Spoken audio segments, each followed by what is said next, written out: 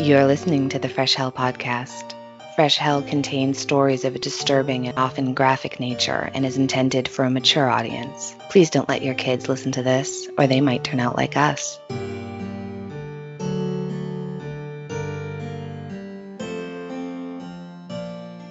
Hi, I'm Annie in Massachusetts, birthplace of Tupperware. And I'm Johanna from Austria, birthplace of the croissant, allegedly.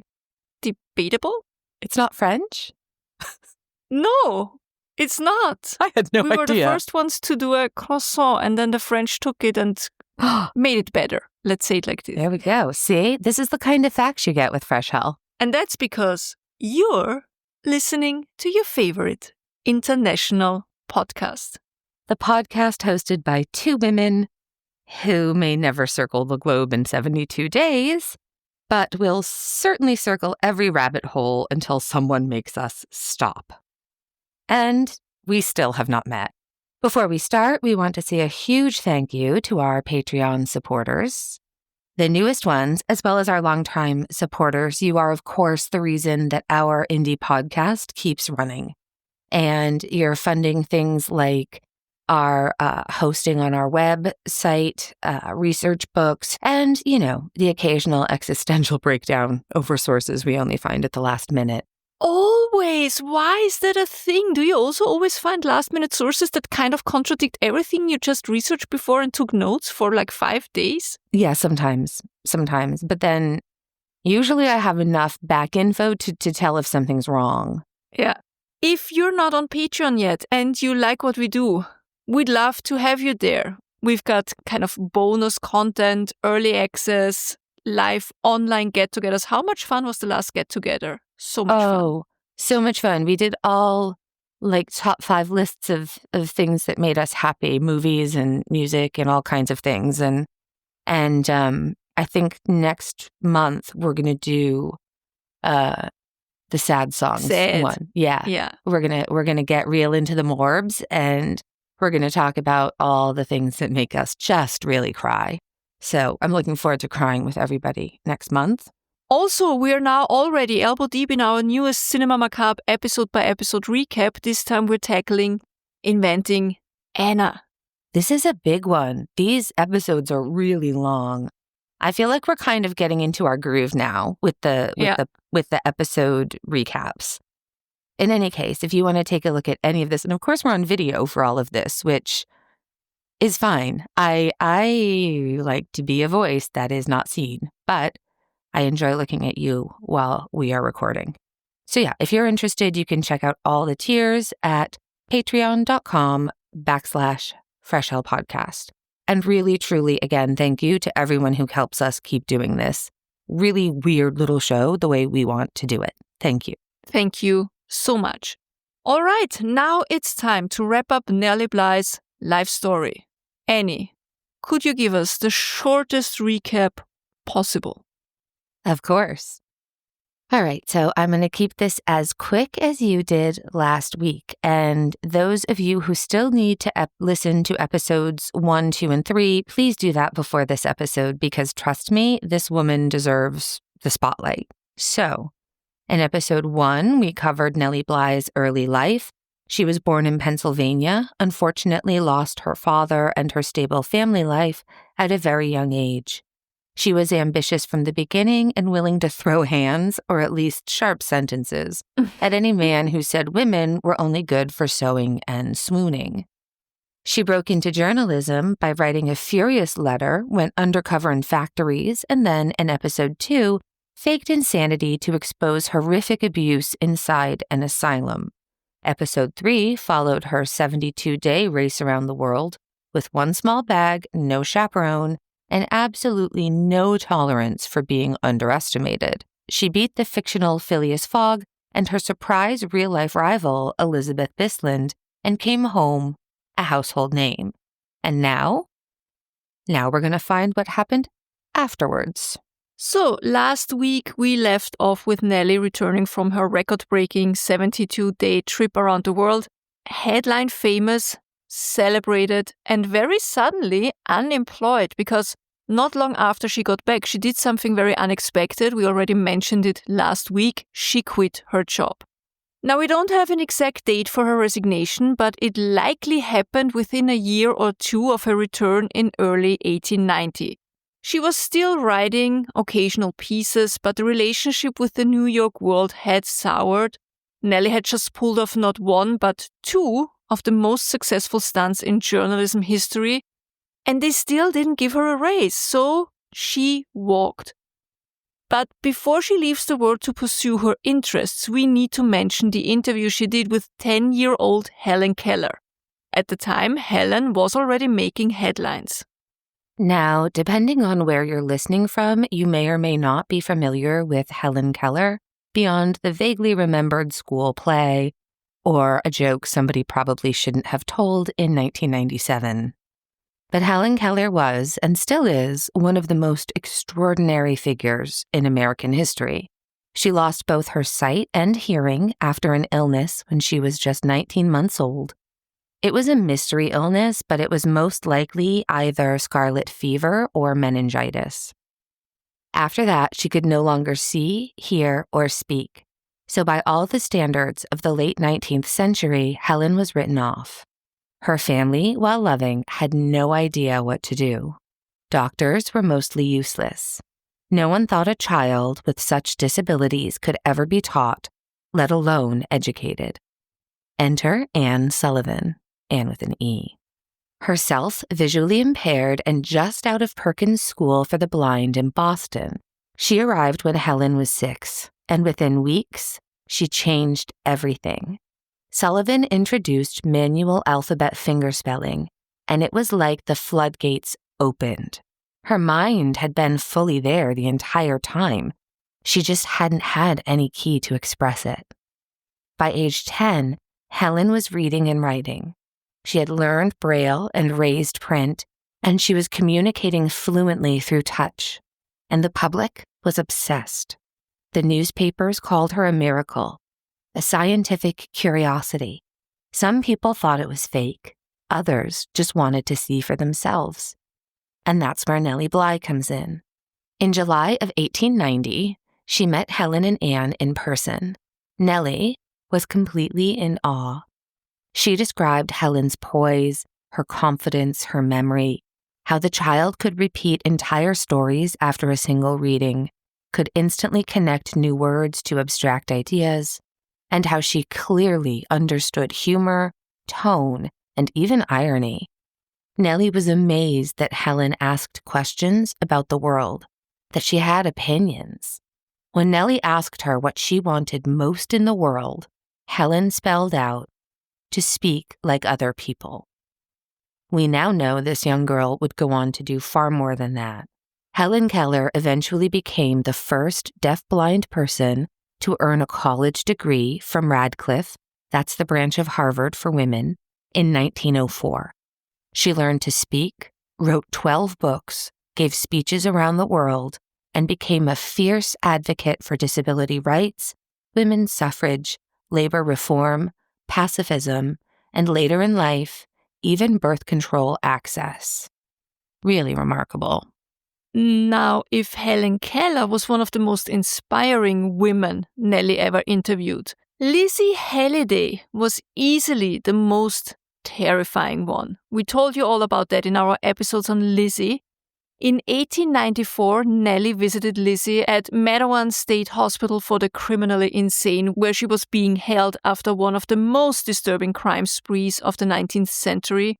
And as we already covered all of this in detail, we really don't need to tell you more about that today, just this much. Even though Nellie kept her cool when she sat across from Lizzie face to face, inside she was left shaken. She later wrote that Lizzie was the most horrible human, the most horrible woman she ever had seen.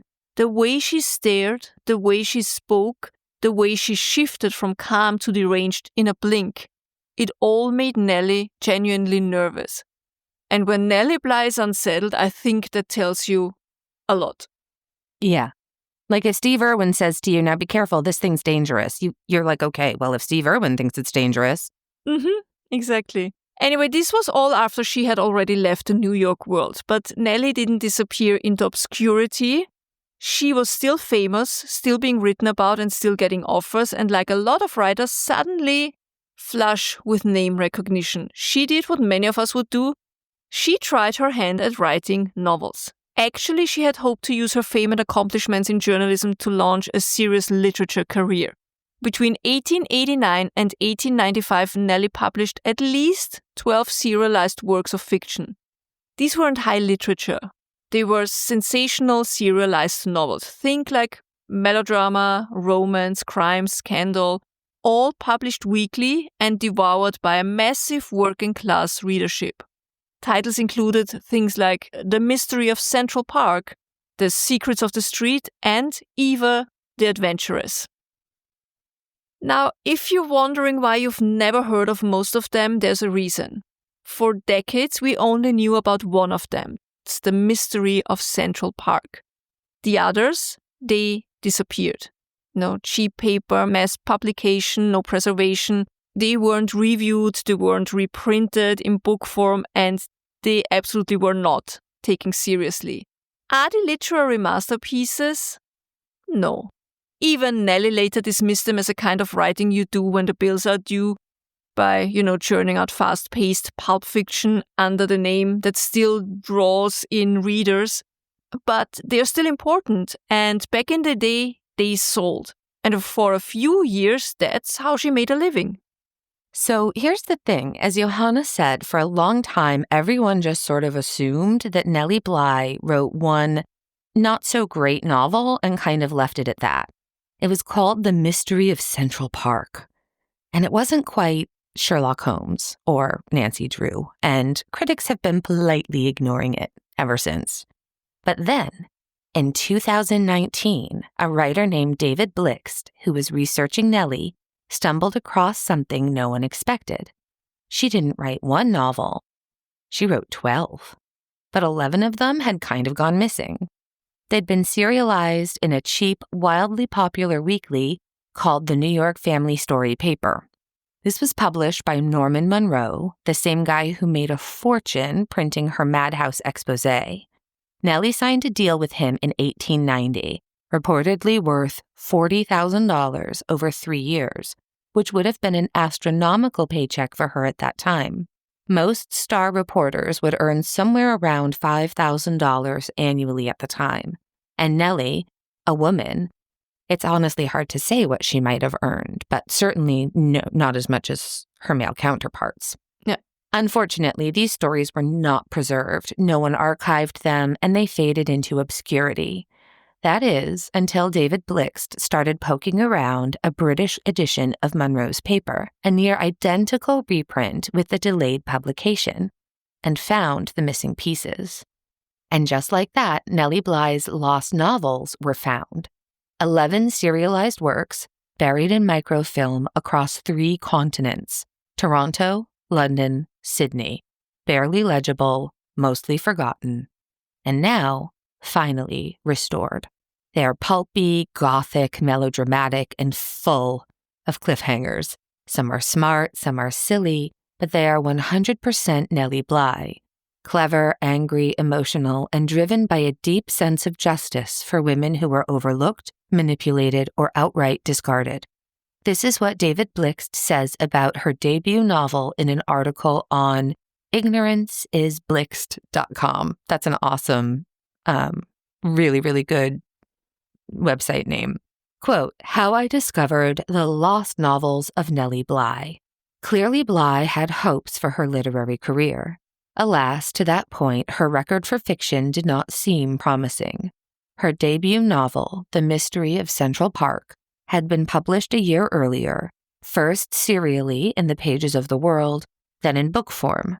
The story was a murder mystery loosely based on her 1888 exposé, Infamy of the Park.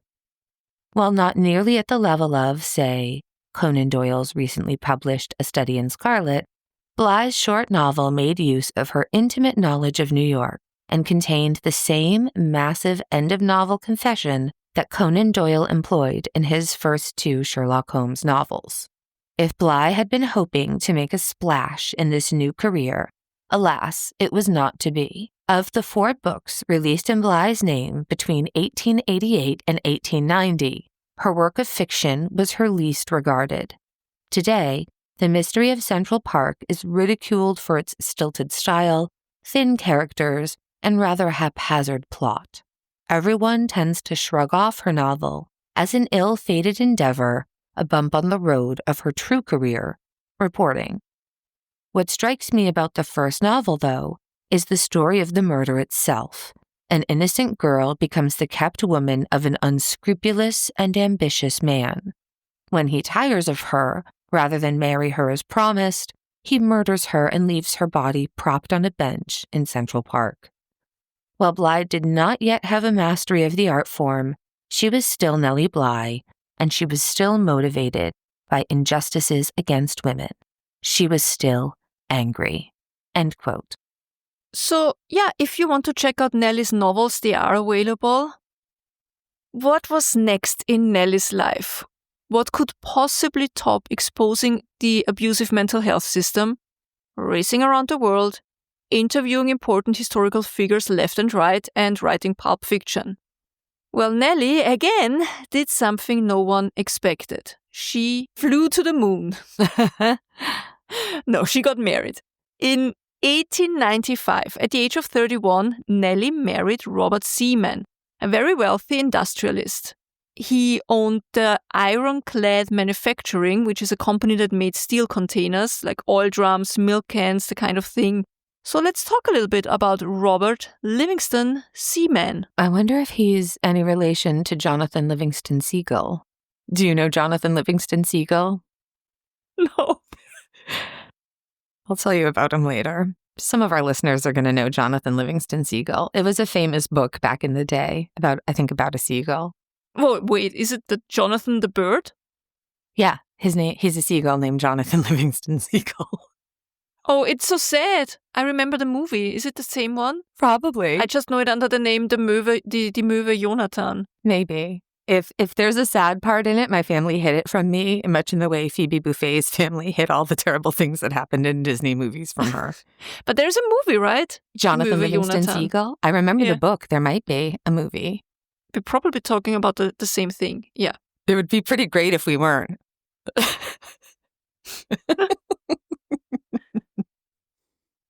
So, Robert Livingston Seaman, he was born in 1822, which means by the time he married Nellie in 1895, he was 73 years old, which makes him 2 years older than Queen Victoria at the time, and a full 42 years Nellie's senior, for those of you at home who are too exhausted to do the math. Yeah, that's a pretty big... He's old enough to be her grandfather. He had started out as a working-class mechanic, and unlike a lot of rich men of the era, he actually earned his money slowly and methodically, and apparently without fraud charges, which already puts him ahead of half of his peers. I mean... So then he founded Ironclad Manufacturing Company, a company based in Brooklyn that specialized in making steel containers. So as I said, milk cans, oil drums, water tanks, garbage cans, you name it. Basically, if it was cylindrical and needed to be indestructible, Seaman's company made it. By the 1880s, Ironclad was doing very well. Seaman had multiple patents to his name, employed hundreds of workers, and he was considered a true self-made industrialist with a reputation for keeping his books clean and his head down. He wasn't flashy, he wasn't scandalous. He was, by all accounts, a quiet, serious man who worked a lot and avoided public attention. So when he married Nellie, people were confused, to say the least. Nellie had made her name calling out wealthy and corrupt men, which granted, he was wealthy, but he appeared not to have been corrupt. Also, he wasn't a newspaper man, he wasn't from her social circle, and he definitely wasn't part of the stunt reporting scene. But from all accounts, he absolutely adored her. He respected her. It's said that he admired her work, he treated her as an equal, and encouraged her ambitions, even if they had nothing to do with oil drums. And despite the absolute jaw-dropping age difference, Nellie was his very loyal life partner. And again, there were no scandals, just, peace, safety. They enjoyed each other's companies. Yeah, the important stuff. Yeah. You know. And all through April of 1895, newspapers in New York and Chicago kept speculating if Nellie indeed had a love interest and was about to be married, or was she even already married? And mid-April, Nellie finally admitted that yes, she was now a wife. This is from the Rock Island Argus, Monday, April 15th, 1895, page 1. Quote, Nellie Bly, now a wife, the well-known newspaper woman married to a multimillionaire. The Morning Advertiser says Nellie Bly, who was one of the best-known newspaper women in the country, is no longer Miss Elizabeth Cochran. She is now Mrs. Robert Seaman. Her husband is one of the directors of the Merchants Exchange National Bank and a multimillionaire. He lives at 15 West 37th Street and is nearly 70 years old. The marriage occurred on April 5th at the rectory of the Church of the Epiphany on Ashland Avenue in Chicago. Reverend Theodore M. Morrison performed the ceremony. The contracting parties, that's romantic, the contracting parties had met at dinner in the Auditorium Hotel 2 weeks before and conceived an instant attachment. Mrs. Seaman was interviewed by a reporter and said, I cannot deny the rumor. I was married to Mr. Seaman in Chicago. He left the following day for New York. Owing to my business affairs and to his, we both desired to keep it secret for a time. It is his wish, as soon as arrangements are completed, to make a formal announcement of the wedding. Sickness in my own family also caused us to delay its publication. End quote. So the press, of course, had a field day. Many wondered if this was just her latest undercover stint, you know. Can you imagine? Right? Like the original Real Housewives of New York. She's even getting married to go like undercover as an industrialist's wife. Yeah, it's true.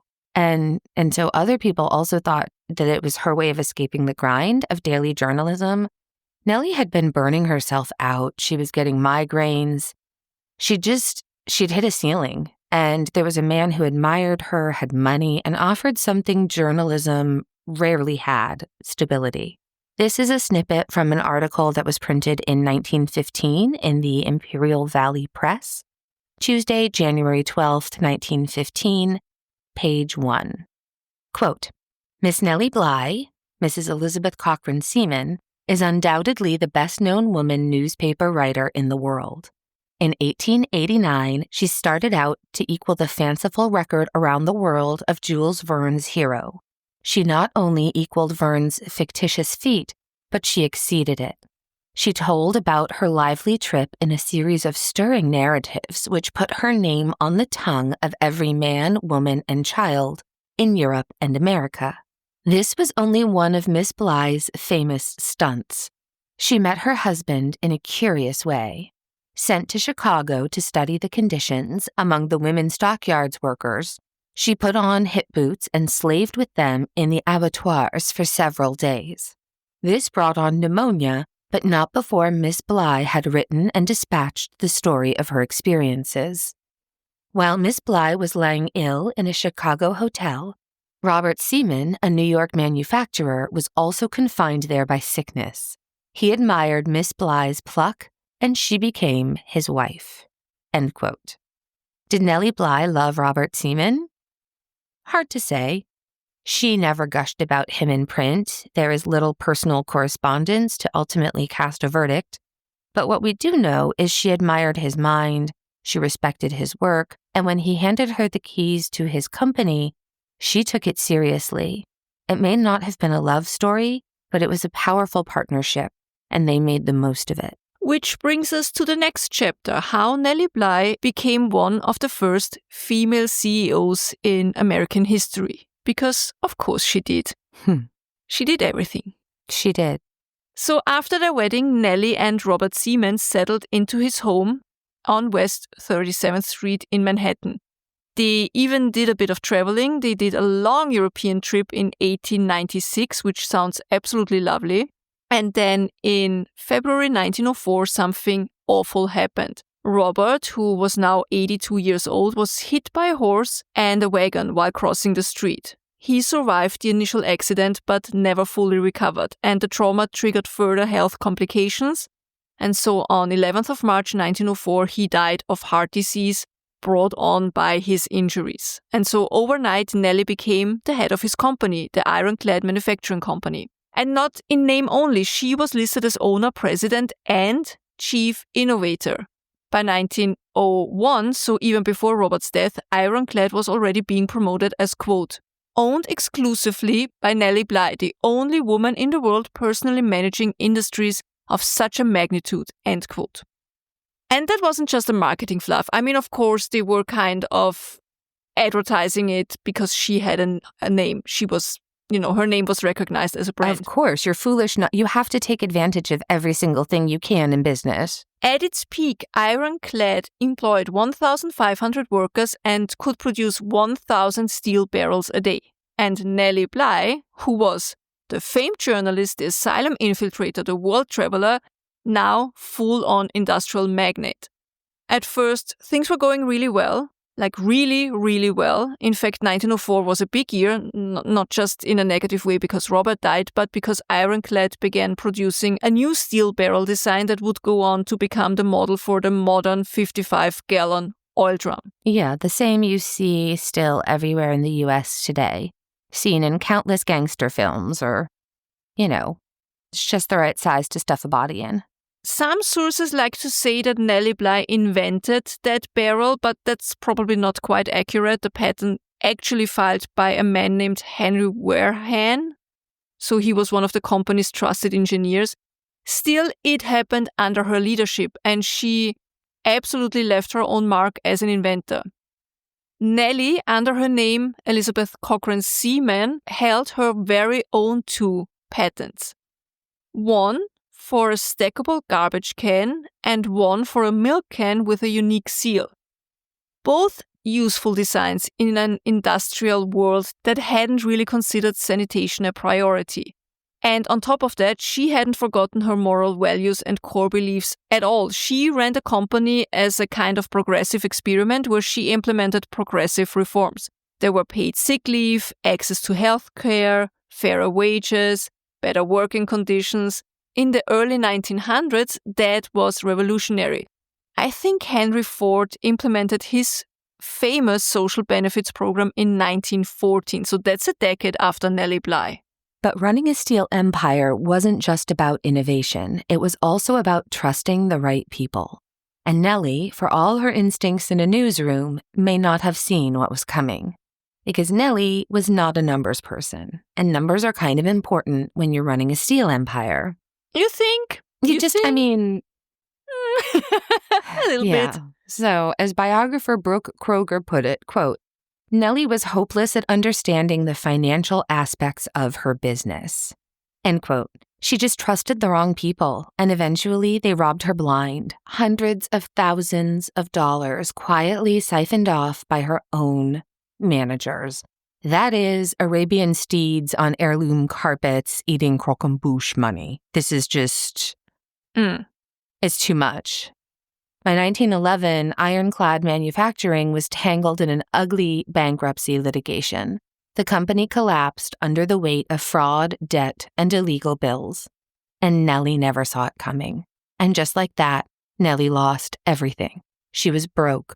The company was gone. Her fortune embezzled out from under her, and she was left with a name and not much else. But if we've learned anything about Nellie over the past episodes, I think we can safely say that Nellie was not into self-pity.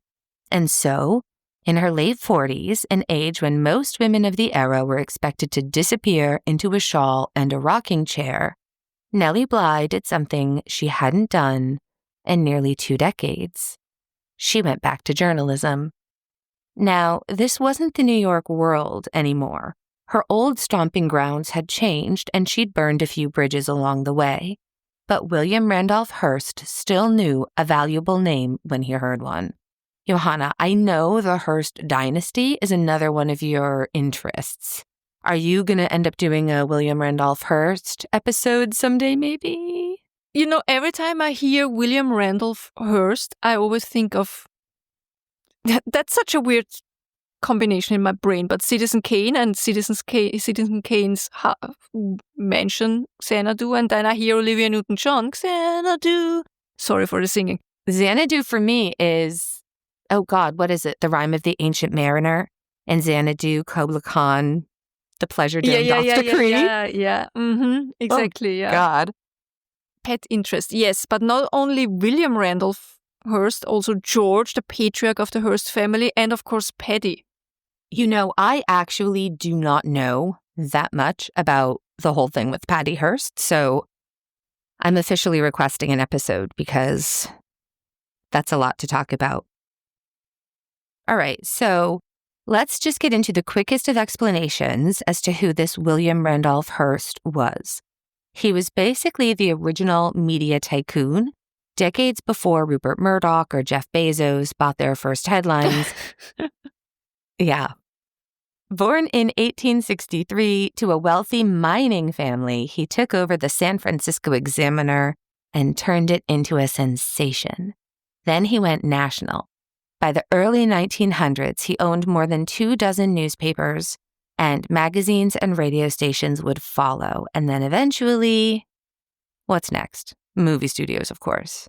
His style was loud, emotional, often manipulative. He's often blamed for pioneering what we now call, quote unquote, yellow journalism, sensational stories, dramatic headlines, and just enough truth to keep him and his newspapers from being sued. He also ran for office multiple times, but never quite got there. He was obsessed with fame and influence, and when Nellie Bly needed a new home for her writing, Hearst hired her.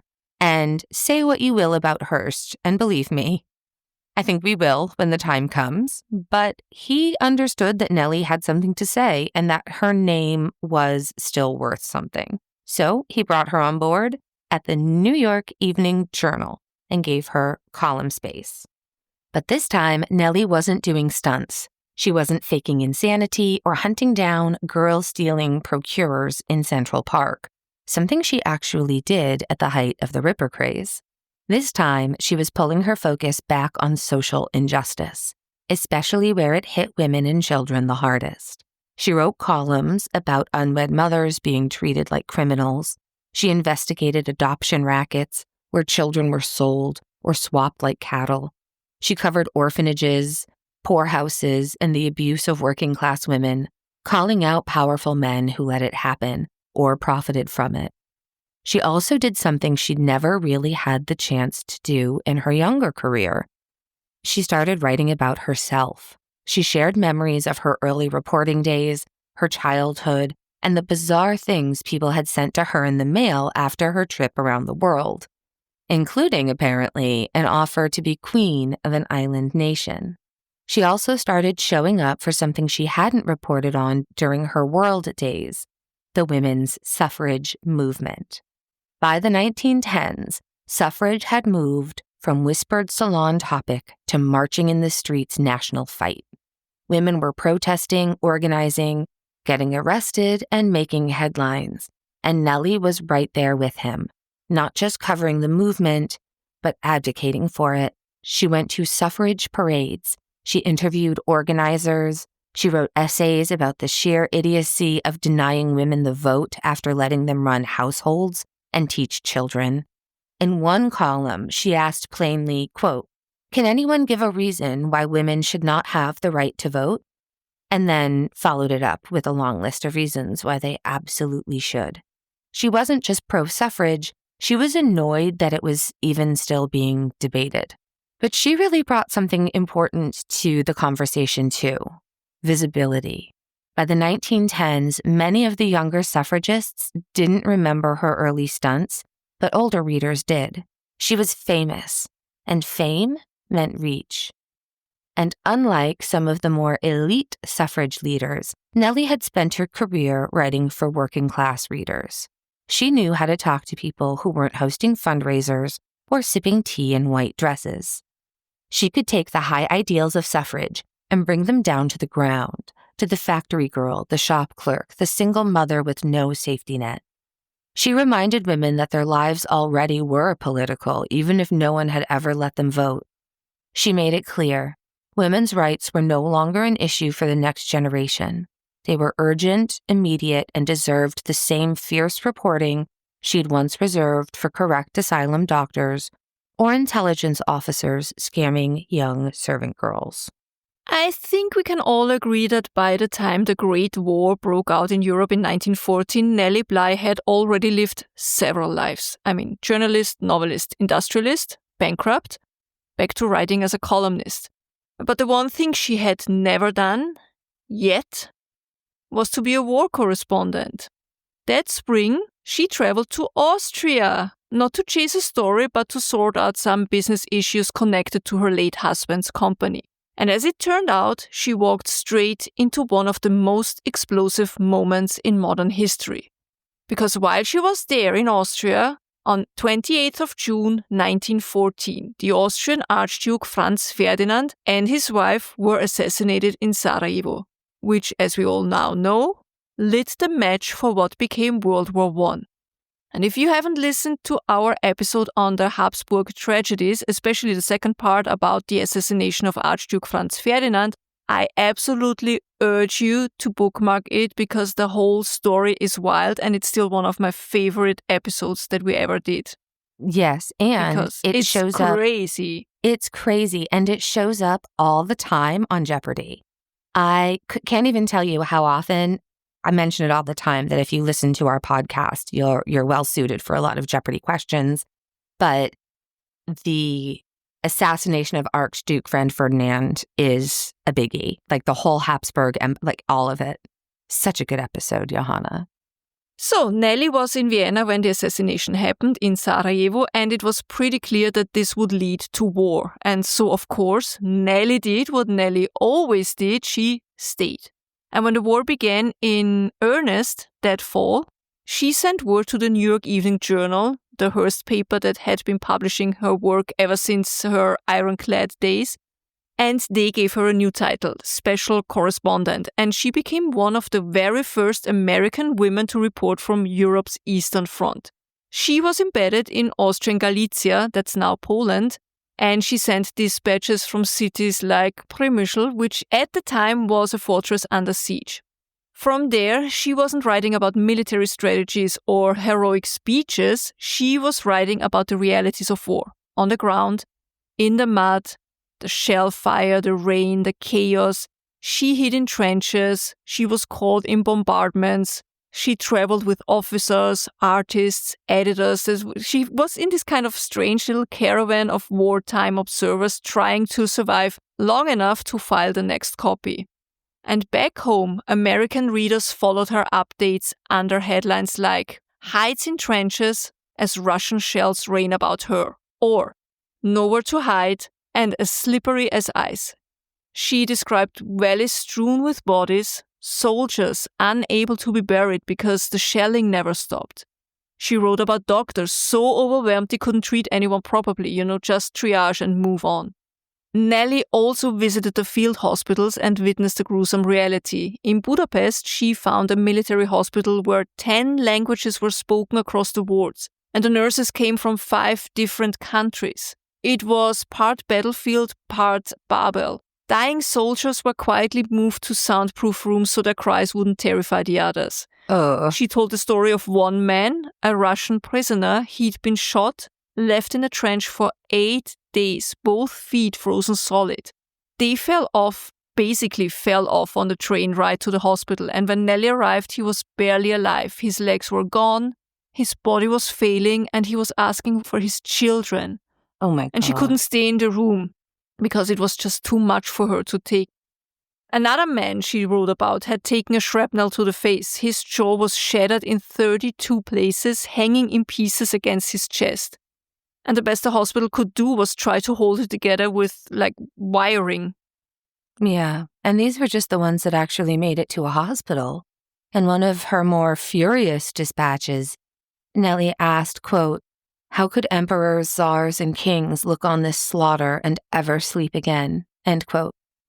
Well, because they're not looking at it, are they? Yeah, it's just numbers on papers they get every day. That's right. During breakfast, basically. Yeah. War changes people, and it changed Nellie too. She had seen pain, poverty, and injustice before, but this was something else. This was systemic devastation.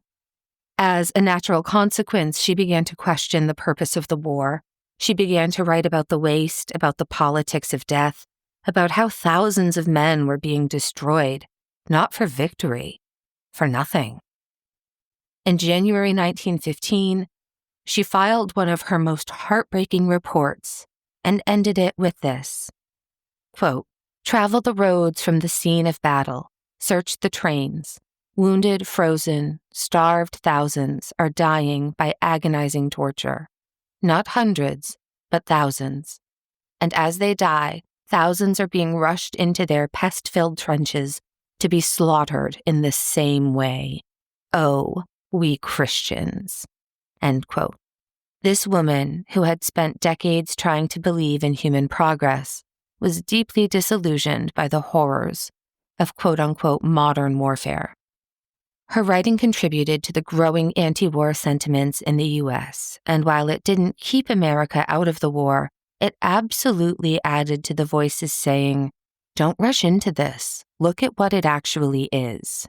Oh, and at one point, Nellie was suspected of being a spy because, of course, she was. Of course.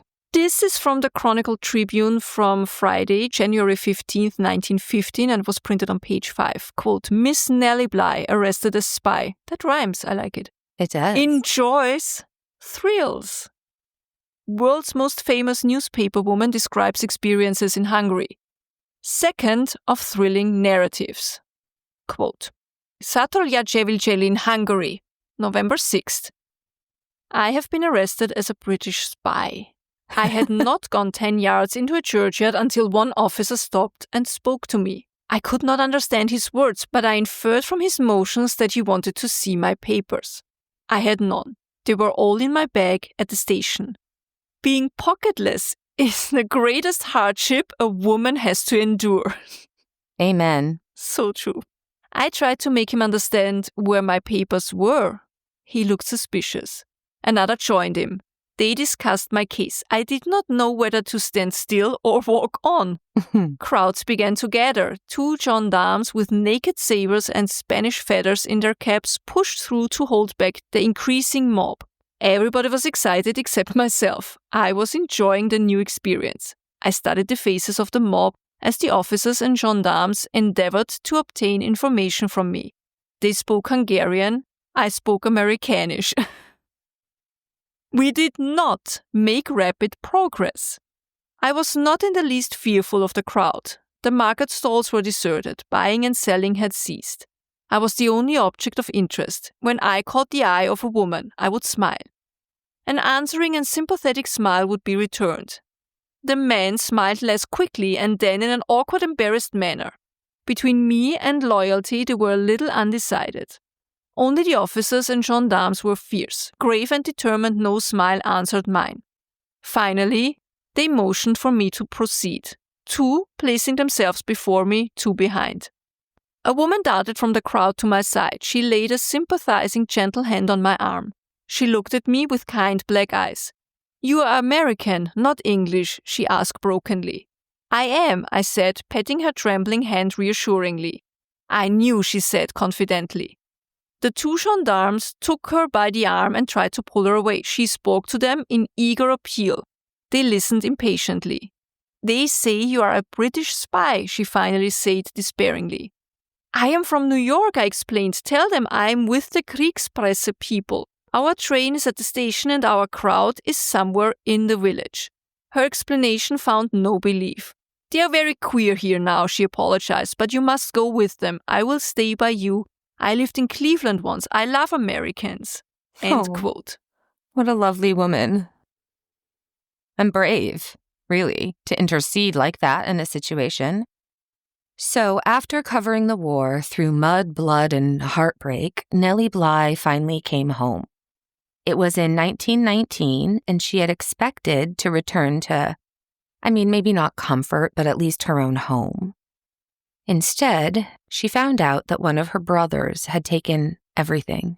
The house, what little money remained, all of it was gone. Legally gone. She'd left New York with little money, and she returned with even less.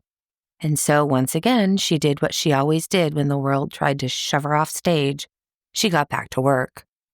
She returned to the New York Evening Journal and picked up right where she left off, writing opinion columns, social criticism, human interest pieces. But this time, her focus had sharpened. She wasn't just angry about poverty or injustice. She was angry about the law, about how easy everything she owned could be taken, how a lifetime of work and struggle could be erased. So again, she started writing about legal reform, especially for working women. And in the middle of all of this, she did something even more unexpected. She adopted a baby. It started with a story that made the papers in December of 1919. Someone left a 7-month-old baby boy at Grand Central Station, bundled up with a note that read, quote, "To somebody, for the love of Mike, take this kid, give him to Nellie Bly. He is 7 months old and healthy as they make them," end quote. The press, of course, went wild. They dubbed him Love-a-Mike. The baby was taken to Bellevue Hospital, and when Nellie Bly heard, she rushed to visit him. The public response was immediate. People offered to adopt him. One couple, the Wences, even came forward claiming the baby was their son, who had been kidnapped months earlier. It made a great headline. But it wasn't true. Because when Nellie wrote about the situation publicly, compassionately, the baby's biological mother came forward. She explained that she had left him there in hopes that Nellie would find him a better life. She wasn't unloving.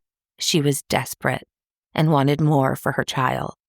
You might wonder why the mother would have asked for Nellie to find a new home for her son.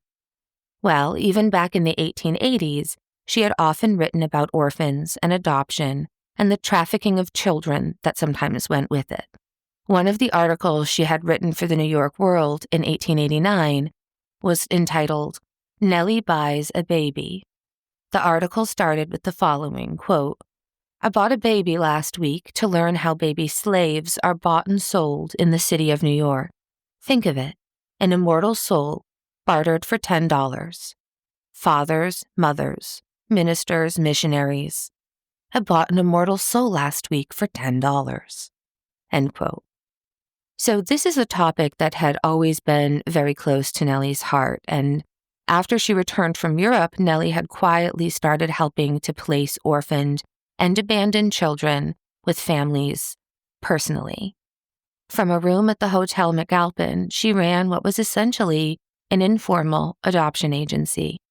People sent her letters asking for help adopting or surrendering children. She interviewed families. She made decisions. She tried her best to keep siblings together. This wasn't for publicity. There was no agency backing her. It wasn't a nonprofit. There was no funding. It was just Nellie doing what she could do to fill the gaps that the system refused to address.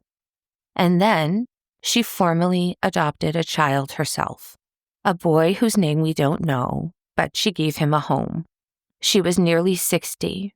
She had pneumonia more than once. She had very little money, but she was still trying to take care of someone else. That was the final shape Nellie's activism took. Not fame, not headlines, not stunts. Just, showing up quietly for the people who needed it. In December of 1921, she filed her final column. A few weeks later, she got sick again. This time, she didn't recover. Nellie Bly died on January 27, 1922, of pneumonia at the age of 57. She didn't leave a fortune. She didn't have a big funeral, but she left behind a body of work that never stopped pushing for something better. She told the truth, even when no one wanted to hear it. She fought the fights most people didn't even know existed. And she never stopped asking the question, that launched her career. What are girls good for? And then she spent the next 30 years answering it better than anyone else ever could.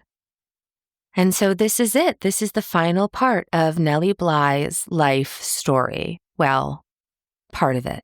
There would be a lot more to talk about, but we think if these 4 parts have piqued your interest, you can go down a whole huge rabbit hole of your own. Of course, we're going to link to the sources we used, and there are so many books, documentaries, other podcasts to listen to, you name it. There's a lot out there. Yeah, absolutely. All right. What a woman. That's also my something good for this week. It was such a joy for me researching the life of Nellie Bly. Because, I think most of us know a little bit here and there, but not the whole picture. I didn't know the whole picture.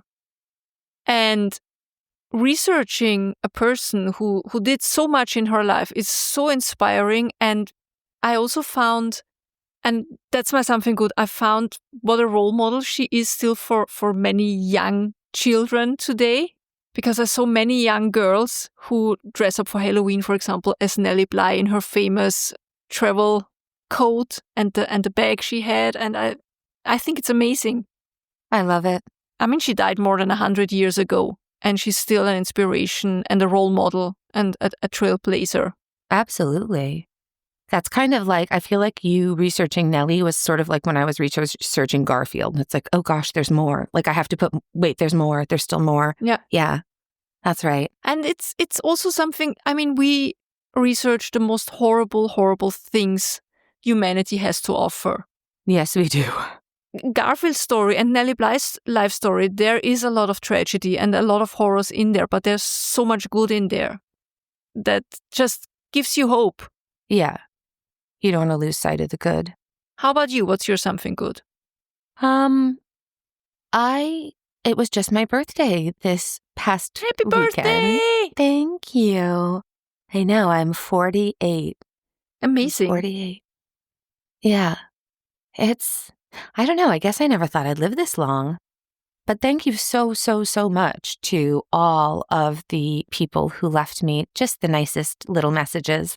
I really appreciate it. Yeah, that's just really lovely.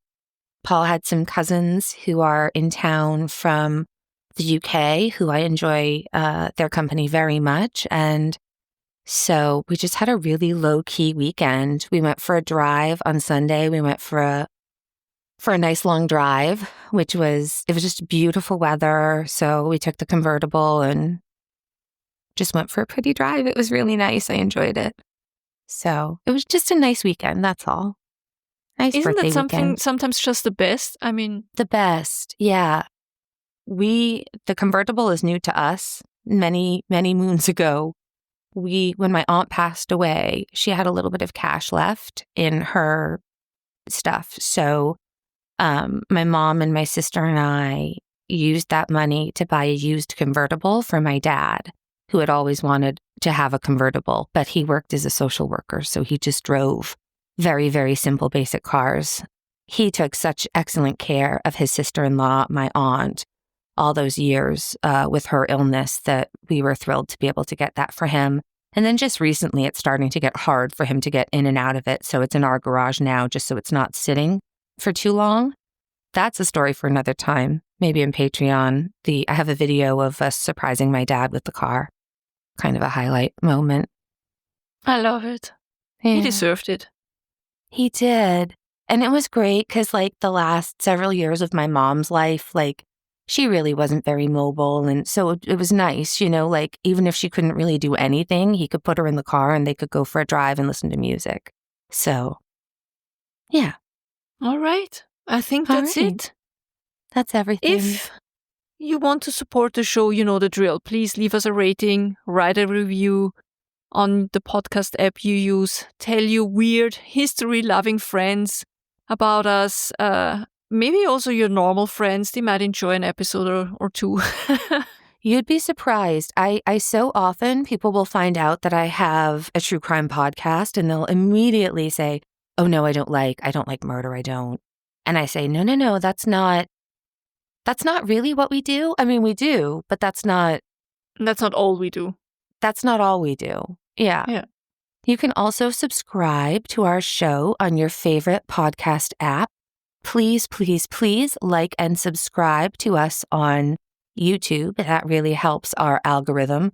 And come say hi on Patreon if you would like some early access to our regular episodes, bonus content, and some other really cool perks, including Cinema Macabre. It's new. It's where we talk about truly questionable true crime miniseries and documentaries and reenactments with our full chests. Sometimes on display somewhat. It's fine. And our outfits are on theme most of the time. That's right. But yeah, if you just want to come say hi, email us, or come hang out on Facebook, we love to hear from you. Thanks as always for supporting this very, very independent, very stubborn little podcast. So stubborn. So stubborn. We just won't quit. That's right. We need to write a book. Well, two. One with recipes and one traveling book. Yeah. We probably have enough. I keep thinking we have enough to just write a book. Yeah. All right. Please tell your pets. We said hi, hug them, cuddle them, treat them kindly. Oh, update from Cem. We went for his annual checkup. It's been 1 year since we discovered the Lephora. And he's doing as well as he can under the circumstances. He still didn't have epilepsy episodes, just these tremors. His dose has been increased, and he got 2 other medications. But the doctor said it's what it is, but he's doing well under the circumstances. Good. Be kind to your pets. Be kind to your fellow human being. And also, sometimes, be kind to yourself. That's the hardest part, being kind to yourself. But do it, please, for us. We'd appreciate it. That's not a question, that's an order. That's right. You have to be nice to yourself or I'm going to be so mad at you. So, yeah. Just remember, if you're going through hell, keep going. Tschüss. Bye-bye.